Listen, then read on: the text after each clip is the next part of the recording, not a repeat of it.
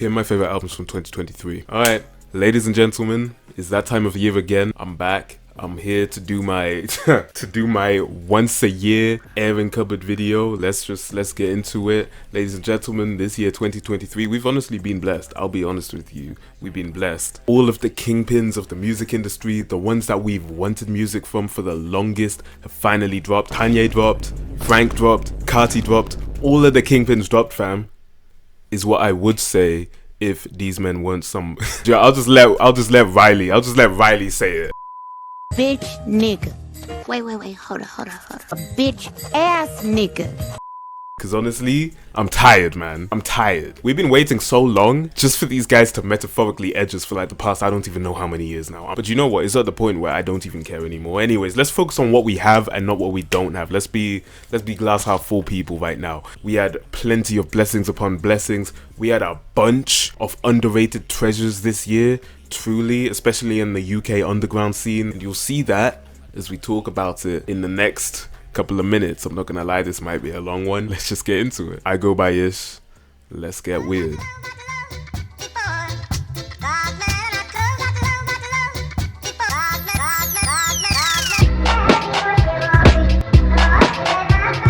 Alright, so first up we've got Fountain Baby by Amaarae. Honestly, this album, Amaare's on something different. She is what the music industry needs. The music industry needs people like Amaarae. But yeah, it came out midway through the year. This has been a long year. Let's be real. I saw the album cover floating around on Twitter for the longest time, and I was looking at it, I was like, yo, who is this baddie on the front cover? And I just saw people singing its praises to the heavens and above and beyond, and I was like, alright man, do you know what? Let me check it out. Let's see what all this fuss is about, what all this hubbub is about. I was not disappointed in the slightest. This album is probably one of my favorites of the year. It's probably one of my top 3, top 5. I don't know. It was my first time actively listening to her. Let me tell you, I was obsessed from the jump. The color schemes, the visuals, all of that, the shades of blue, the music video. She had Leomi in one of them. It was beautiful. Her aesthetic is crazy. I love co-star on this album just simply for the fact that she didn't slate us Geminis. It's nice to have a song where we're not getting dissed for once. Geminis, it felt like threesomes. Like, yeah, okay, I'll take that. The tiny desk she had this year was brazy. Like the whole band of backing vocalists, all of that, the instrumentalists and everything. Granted, she doesn't sound exactly the same, but you can't expect someone to sound exactly the same as they do when they're clearly using auto-tune on an album. I loved the wide range in genres she explored. She's clearly not afraid to show versatility and put herself in sonic spaces where other artists would be scared to go. My favorite tracks: Princess Going Digital, Wasted Eyes, Counterfeit, Sex, Violence and Suicide. She's got such a versatile sound, for real.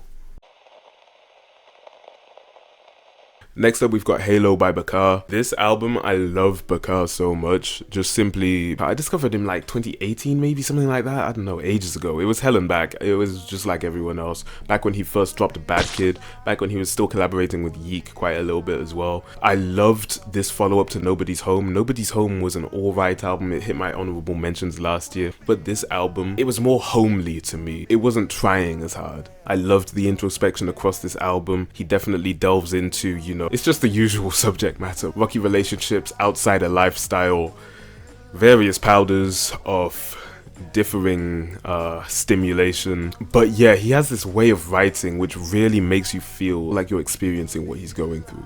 Really heartfelt lyrics, whether it's about the betrayal he felt in facts/situations or the entrapment he felt in Alive. The minimalist instrumentals as well. His voice just goes so well with it. He's got this effortless but with effort kind of approach to singing. It's just really nice. I like it. My personal favorite tracks from this album are Alive, I'm Done, and Invisible. So next we have Future Reference by Yeek. This album, I'm not gonna lie, top 5 as well. I loved this album. I love Yeek as an artist. This guy, honestly, I've been on his case since like 2018, I think. Back when he dropped that Pink album. What was it called? Love Slacker, I think. He deserves all the flowers, fam. He's different, and he's not afraid to do things differently as well. He's recently been on this sort of like house kind of garage kind of character arc, and I've been here for it. I've been seeing bare people in his comments on every social known to man talking about some when is Yeek going back to his indie thing. I was shook listening to this. It's an amazing follow-up to his other album Valencia, which dropped in 2021 if I'm not mistaken. The pacing throughout the album was exquisite. You were not bored one bit throughout the entire thing. I might be a little bit biased, I don't know. On this album he talks about his previous relationships and stuff in a bit of detail, I'll be honest with you. The jump Yeek has made from his alternative indie days of Love Slacker, back when he was dropping stuff like Cosmic Freeway and Shake, to this new style that he's gone with is absolutely amazing. I love that for him. And I'll be honest with you, this album might have just had one of my favorite features of the entire year. Of course, it's Bakar on Care. The way this guy slides on this track, you guys will need to listen to it for yourself. It had me floating. Like, I was so because I like to listen to albums without checking what the features are, and when Bakar slid onto this thing, it was like, I don't even know how to explain it. All I really do have to say at this point is that Yeek needs to come to London pronto. I'm sick and tired of him playing these games and ignoring my DMs. Yeek, I know you're watching this. Come to London, stop playing games. Anyways, my favorite tracks from this album were Searching for Yourself, Care, and Last Night in Town. The next album I'll talk about today is Powders by Eartheater. Alright, you men know that I love weirdos in this music scene, and Eartheater fits that description perfectly. I mean it in the most positive way imaginable. This woman has the vocal chops of an angel. The way she's able to deliver these lines with such yearning, and there's some questionable lines as well sometimes, honestly, but the way she delivers them is absolutely beautiful. She has this way of making her voice the main instrument over these minimalistic yet spacey instrumentals, turning them into these sorts of avant pop symphonies. There was not a moment where I was bored. It was beautiful, yet it was so minimalistic yet spacey, yet you'll have to listen to it for yourself. It was absolutely beautiful. You can feel the love she has for whoever she's singing to. Honestly, that's the kind of love that the average person can only hope to experience, the way she delivers these lines apparently. This woman said, "You're a guy that eats pussy well," and she made it sound like it was one of the sirens from like the Odyssey or something. My favorite tracks from this album were Crushing, Mona Lisa Moan, and Sugarcane Switch. When she broke that glass in the video as well, I was shook. It's apparently it's just a thing that she does at these shows now. I wish she did it in London, but hey, watch the other video to hear what I had to say about that. Next up, we've got Larger Than Life by Mr. Brent Faiyaz. Of course, Mr. Brent was going to be on this video. Why would he not be? After his amazing symphony of a masterpiece of a opus last year with Wasteland, how could he not be on here this year? He truly dropped a banger of an album this year. It was more like a tape kind of thing, I guess. It didn't necessarily have the same structure as Wasteland, but I still liked it for what it was. He didn't overdo it with the rollout, and by that I mean he basically didn't have a rollout at all. It was basically a surprise drop. But if he had done anything more than what he did, I do think that it would have pissed me off a little bit for what we got. Granted, the album was amazing. It was more digestible than Wasteland, I will say that. I appreciate the fact that he doesn't do the boo-ha-ha with the whole, ooh, am I gonna drop, am I not gonna drop, that the guys that I mentioned at the beginning of this video did.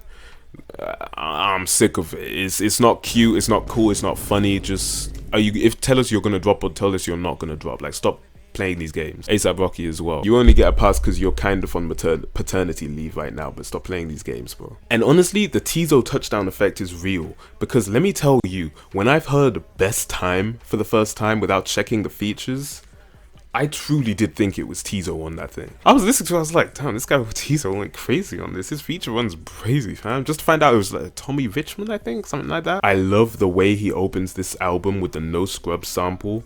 Truly amazing. It was one of those samples where it wasn't so blatantly in your face like a lot of the samples of the past couple of years, but it was just one of those ones where you were like, wait a minute, is that what I think it is? I was gassed listening to it, and I love his effortless way of just delivering his lines. Like, he's really been able to capitalize off of this. My personal favorite tracks from Larger Than Life were Best Time, of course, Outside All Night, of course. The A$AP Rocky feature was, yeah, it was It was what we needed to hear. And Belong to You. Next up, we've got Immigrant by Fimiguerrero. First of all, Fimi, I know you're watching this. Stop ignoring my DMs and be on the podcast. Stop playing games. This year was a crazy ass year for Fimiguerrero. Just based on what I saw, opening up for Lancey, having his own headline tour, having Lancey come on stage for him during the tour, and bare other artists as well. This guy's got star power. I have to rate it. I counted 2 tracks with Lancey dropping this year: Dark Knight and Doppelganger, both of which are bangers. Dark Knight has me ready to go and literally be the Dark Knight. Literally go and be like Batman in these streets. I'm ready, fam. I'll go out all dressed in all black like a dark-skinned Batman. Diaz Batman. This partnership with Lancey over the past couple of months is honestly what has propelled him high in the underground scene right now. He's got some serious respect, especially from me as well. And it's only probably going to be like 1 or 2 more tracks, maybe 1 or 2 more projects, and he's going to be in the mainstream. It's going to be amazing these next couple of years for the London underground scene. His transition from Black to Immigrant as well, the 2 projects that he dropped, 2 projects this year, is so impressive as well. I have to rate it. There were loads of lines on there that had me laughing. I'll just name a couple from the first track, from the titular track, Immigrant. I know for a fact this worker won't follow me round if I pull out them racks. She's on her knees, that's blasphemy. I swear, God, please don't he hard on me. Like, that's crazy, fam. He's clearly an intelligent guy from the way that he writes these lyrics. I love that for him. My favorite tracks on this album were Rain. Rain is one of those tracks where, honestly, I could not believe my ears when I clocked what sample he was using in the track. I was so incredibly shook. It was amazing. Gangster Party, just simply for the bar. I got Zims in the coupe like Mugabe. We love the representation. And School Dinner. The theme of being an immigrant in this album is amazing. Like, the way he discusses that entire experience in tracks like School Dinner, I have to rate it. He's got my respect. Next up, we've got Lahai by Sampha. And I'm not gonna lie, we were actually blessed this year because Sampha dropped for the first time in like how many years? Like what, 6 years, something like that, since 2016? Yeah, this guy, Sampha, he gave us what we needed to hear. I'll be honest with you, I haven't listened to it as much as I should have. I've given it a good 3 listens, I think, or something like that since it dropped. Sampha's one of those artists that you can only really listen to when you're in a certain headspace where you really need to focus on the music. He's one of those ones where you need to give him your attention so you can understand and take in each of the little inflections in his vocals and everything. You know what I'm saying? Like, there's so much depth and symbolism and meaning behind everything he does and says in his music. Sampha to mainstream music is like what I'd imagine, like, I don't know, glacial smart water is to Buxton or something, you know what I'm saying? One thing I love about Sampha is his unafraidness of being able to tap into just feelings and levels of vulnerability that other artists wouldn't dare to go into. You guys already know how I feel about Pitchfork after my video last year. I truly dislike that corporation. But I will give them their props here because they did say something that I really messed with for this album. There's always been something transcendent, almost spiritual about Sampha's music, like listening to someone invent their own type of prayer. And truly that really does resonate because that is essentially what Sampha's music sounds like. It sounds like he's literally praying throughout his entire thing, except through song. I love his constantly yearning tone he uses on pretty much all of his tracks. He has this way of making even the most minimal instrumentals sound like a rush of thoughts in the midst of an existential crisis. Truly amazing. My personal favorite tracks from this album were Spirits 2.0, Suspended, and Can't Go Back. And also Only. I couldn't shorten it down to 3. Only is an amazing track. Next up, we've got Back to the Trap by Lancey. Of course, I couldn't go without mentioning this. This needed a mention. How could I not? I'll be honest, at first I wasn't really feeling it. It was a good album. I saw the vision kind of from the beginning, but once I gave it a couple of listens, you know, once I was at the gym listening to it, yeah, I was hitting PBs, left, right, center, upside down, diagonal, all of that. This guy Lancey had a vision and sought to make it real. A lot of people didn't see the vision on Twitter though. They were like, oh yeah, truthfully, I tend to like albums that don't have bass that blows out your eardrums. But sometimes you need that. That's what these people don't get. You can't just have acoustic ballads all day, every day. It's not like that, okay? That's not the way life works. Sometimes you need a little bit of cash for your dues, you know what I'm saying? The way he opens this tape with the track Yes You Are was perfect. I couldn't imagine it being opened up with any other track on this album, if I'm being real. It really set the tone for what to expect. The braggadocious energy, flagrant jabs here, there, and everywhere. I'm not gonna lie, he had some of the hardest bars on the year on this. Just like last year on Live in Hell. I was just on a walk one day listening to Mob Boss. This man said, I just turned to Jack Harlow because it's Suspect Black. I just turned to Harry Styles, they won't stop me for this shank. This guy's a comedian. He's actually a comedian.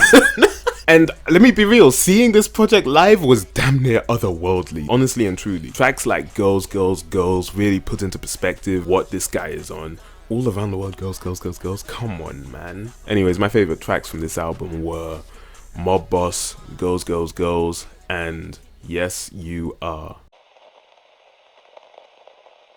Next up, we've got Teezo Touchdown. Of course, How Do You Sleep at Night? How do you guys sleep at night? How do you guys sleep at night not liking and commenting this video, fam? How do you guys do it? And subscribing as well. You guys are some ups, for real. Anyways, back to the topic. How Do You Sleep at Night by Teezo Touchdown. It's his first album. We've been waiting. He's kept us waiting, just dropping bare snippets here, there, and everywhere. I was a little bit worried because I thought to myself, yo, he's dropped bare snippets of this thing. What's this album gonna look like if he's dropped every single snippet from the entire album? Tyler, the creator, described him perfectly when he was asked about him. He described Teezo as an alien in the best way possible. And truthfully, I don't see him as anything different. This was probably my most anticipated album of the entire year, if I'm being real. He's had cosigns from all across the wow. Red leather, yellow leather, red leather, yellow leather. He's had cosigns from all across the industry. Drake, Travis Scott, Tyler. All of these men seem to be big fans of Teezo Touchdown. Kenny Beats, all of them. His feature run over the past 2 years has been generational. I usually don't like when people are like, oh, this needs to be studied in history books or whatever. Teezo Touchdown's feature run needs to be studied in music history. I'm being so real. He's a visionary. His appearance on Drake's Fat D, from his R&B type vocals on Drake's Fat D to his layered vocals on SBT RKT's The Rat Road, he's here to stay. He is this generation's Freddie Mercury. The storytelling on Neighborhood was second to none. My personal favorite tracks from this album were Impossible, Neighborhood, and Familiarity. Next up, we've got Kelela with Raven. I love this album. Kelela, fam. Visionary. Clearly a visionary. Dance R&B with elements of like, I don't even know what. It was just nice and experimental with ambient sounds and all of this and all of that. Random twangs and pops and pings and all of that. Kelela's a talent to be reckoned with. It's what I'd imagine a sensory deprivation tank would feel like if the concept was turned into music. I first discovered her on Submission with Gorillaz, and Twitter was screaming her praises this year, similar to Amaarae. I was like, okay, wagwan. And boys and girls, the wag was wanting. Let me tell you, she just floats effortlessly above every single instrumental like a ballet dancer. My personal favorite tracks from this album were Happy Ending, Missed Call, Closure, and Sorbet. Next up, we've got Alive Once More by Julïan. Julïan is an artist that I saw opening for Lancey back in November of 2022. And I've been hooked ever since. Ever since I saw Blitz for the first time live, I was like, this is different. These men were moshing to the opener, fam. The opener. Do you know how hard that is to do, to get people gassed at the opener? He did his thing. And he's going to be something crazy. Just give him some time. His numbers, he's got less than 15k listens across this entire thing. It's like 5 tracks long. He's gonna be something crazy in a couple of years, and you will need to go listen to him. I'm being so serious. Like, you could be down and out, feeling bad or something like that, and you'll go into this album or EP, and you'll come out feeling like you can fight a big friendly giant or something. You'll literally come out having an ego the size of Jupiter. It's crazy. And he does touch on the introspective stuff as well, which I love. On his very relevantly named track, Detour, sort of taking you out of the flow of the project, but bringing you right back in just as quickly as he takes you out with his track Ricochet. My personal favorites from this album were Checklist, Blitz, and Break the Rules. Next up, we've got Forest People by Psykhi. Psykhi, I pronounced the name right. I mentioned him a couple of years back in my 2021 review. This EP, absolutely beautiful. It's only like 5 tracks, but Honestly, I'm so excited for what he's got for us next year. I don't even know how to describe his sound. He's got elements of folk with indie, with rock, and some elements of punk as well. Honestly, he's amazing at what he does. Earmilk said some nonsense about him, and I'm gonna put them on blast right now because this didn't even make sense. Forest People is introspective and brings together punk and rap with a sprinkling of 80s style instrumentation.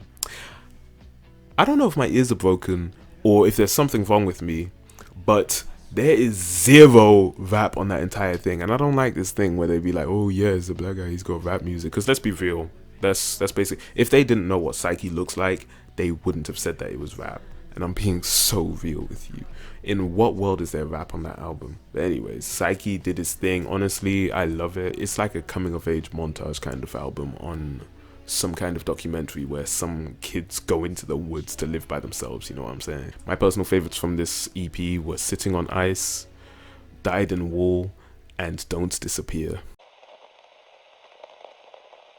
Next up, we've got Homeless Nigga Pop Music by Jim Legxacy. Alright, so you guys already know I love stuff that's different, and Jim Legxacy is truly no stranger to different. As weird as it sounds to say this, I have to thank Jim Legxacy's ex for breaking his heart, because if she hadn't, we wouldn't have received this absolute masterpiece of an album. With the early 2010s nostalgia, the DIY beats, and Jim's pitched vocals here and there, plus the rap as well, he's truly one to keep an eye on. I'm seeing people saying it's their favorite album of the year, and I don't blame them. It's definitely up there. The storytelling on tracks like DJ, Call Your Dad, and Old Place were really up there. The visuals as well, I love the visuals. They really do make it just like, yeah, me and the homies, fam. It's me and the homies against the world, you know what I'm saying? It just feels very coming of age, and I love that for him. But yeah, Jim, stop ignoring my DMs and be on the podcast. I'm being so serious with you though, for real. Anyways, my favorite tracks from this album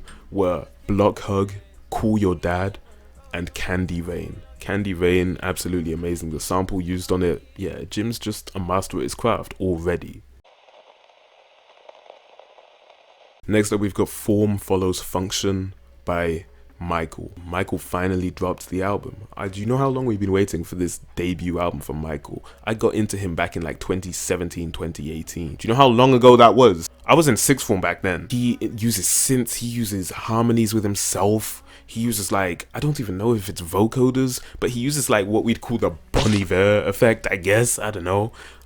He's what we can listen to considering Frank the Scammer's just decided to stop dropping music and just drop cock rings for the rest of his career, apparently. A lot of people would probably say, oh yeah, he's been doing the same thing for years, but honestly, he's found a sound and he's stuck with it and he's capitalized on it. He somehow manages to keep it fresh no matter what he drops. My personal favorites from this album are Promise, Holidays, Give Me Her. The passion he puts into every single track, every single vocal, every single line, palpable, man. I love it. Next up, we've got REEM Day by the one and only REEM. Present day, present time, fam. This guy REEM's use of sampling in this project, second to none. He's got such an eclectic ear when it comes to these beats. It's beautiful, man. The recurring themes throughout his discography so far are iconic. I'll be on a phone call with just some friends or some family, whatever, and I'll just be like, present day, present time, and these men will be looking at me like I'm Rosemary Kennedy or something. Like it's ingrained in my head. It's crazy, this present day, present time thing. Honestly, his beat selection is so nostalgic. It takes you back to like when you're sat in the back seat, your mum's driving you to school, and she's just blasting R&B in the front, you know what I'm saying? But it's REEM rapping over the instrumentals. It's a nice, easy project to listen to. His bars are, yeah, he has some pretty funny bars on this as well. I like it. I saw people describe 21 Savage in a way where it's like his bars are just so easy to recite back and so easy to remember, and REEM's the same, man, honestly. My personal favorite tracks from this are Stocks Up, Critical. One thing I will say about Critical, this guy Steez, this guy Kemi, this guy REEM ran a train on that beat. Yeah, they made that beat look like something happened to it. They demolished that beat. I want to see Zege on the beat with. I want to see all four of them on the beat together next year. That's what I want to see. And also, of course, Backwards. Next up, we've got If Looks Could Kill by Destroy Lonely. Now, before all of you get on my case like, oh, here's what you're talking about, this looks like it's good. This is my show, fam. Do I need to remind you again? It's my taste. Get out of my face. People were on Lone's case for making an album that basically sounded the same the entire way through. And to be honest, I'll be real with you. Maybe it does sound the same the entire way through. But you know what? He pulls it off perfectly, okay? And I mess with it. People went into this album with the wrong impression. They didn't go into it with an open mind. They just went into that album expecting to be able to like bounce off the walls and yeah. And like, I don't know, go break into some people's houses while playing it or something like that. Like they did with No Stylist.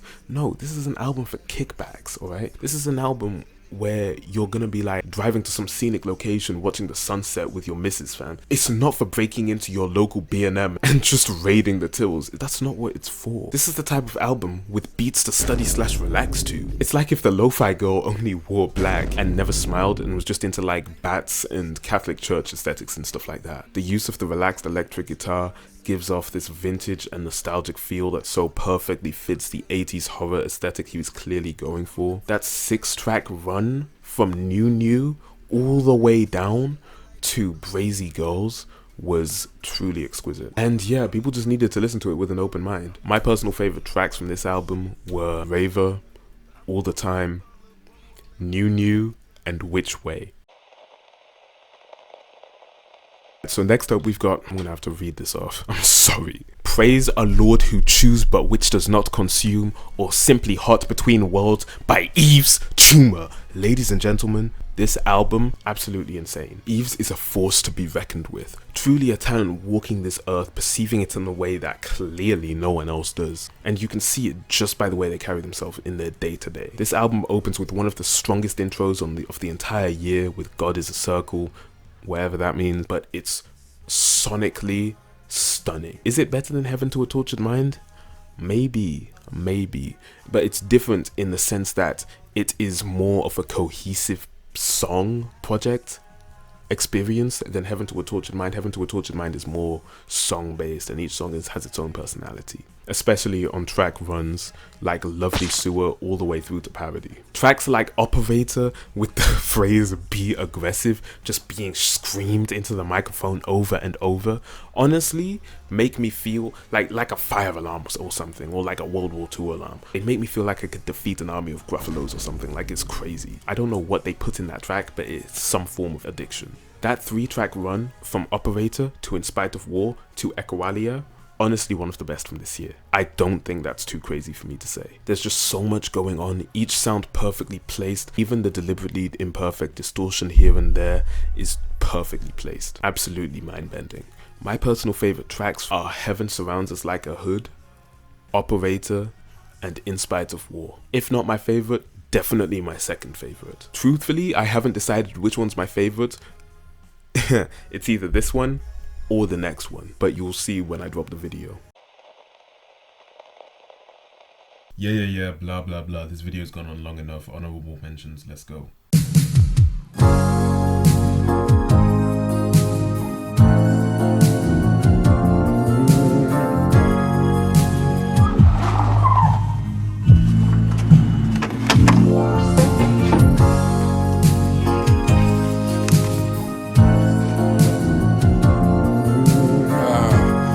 Cope with the dope fiend shit, ho, that's a whole needle. So I can't promise that I won't leave you. I put my all in and I broke even. Prophet tried to told people, chuckle at the known evils. I stepped over when they rolled to the bros, I lay in low tree, your pedals are.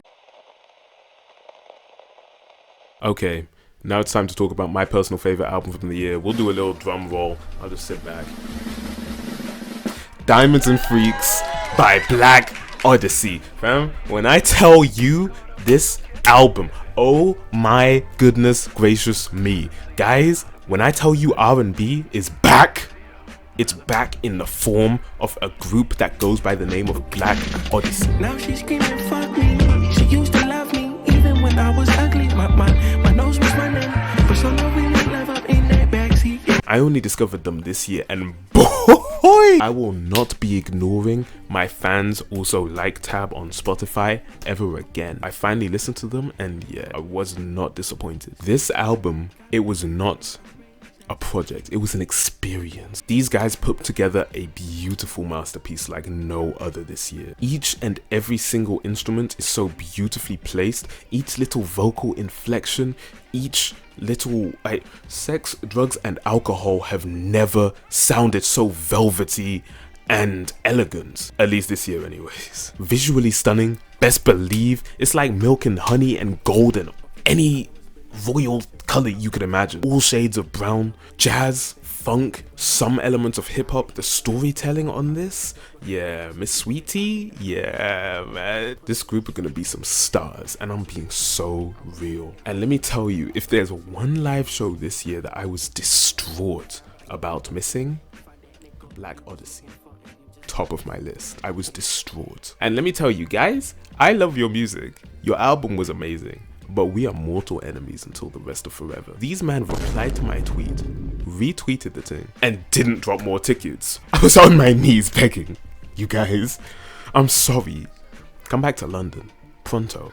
I'm so incredibly gassed for what this group will bring out soon. And yeah, Diamonds and Freaks, it was amazing. My personal favorites from this album, honestly, I'm gonna have to list them off. I can't even narrow it down to 3. OD, Adam and Eve, the storytelling on this one was crazy. Pink Marmalade, Let Me Go. Come on, man, Let Me Go. You can't just narrow it down to 3. This album was a masterpiece. It was a damn masterpiece. Okay, and that pretty much sums up this year's albums in review by IshPlusSix. I of course go by Ish. Thank you all for listening. Guys, if I missed any, please comment. Please cuss me in the comments. I want to fight. I want to... Fam, it's gonna get messy in there. I want to get messy in them comments. Like, comment, and subscribe, of course, pretty please. I'm asking you nicely. I'm really looking forward to what 2024 holds in store. Hopefully more opportunities for the podcast to grow. Thank you all for those who have listened this year, and yeah, keep it real, and I will see you later, alligators.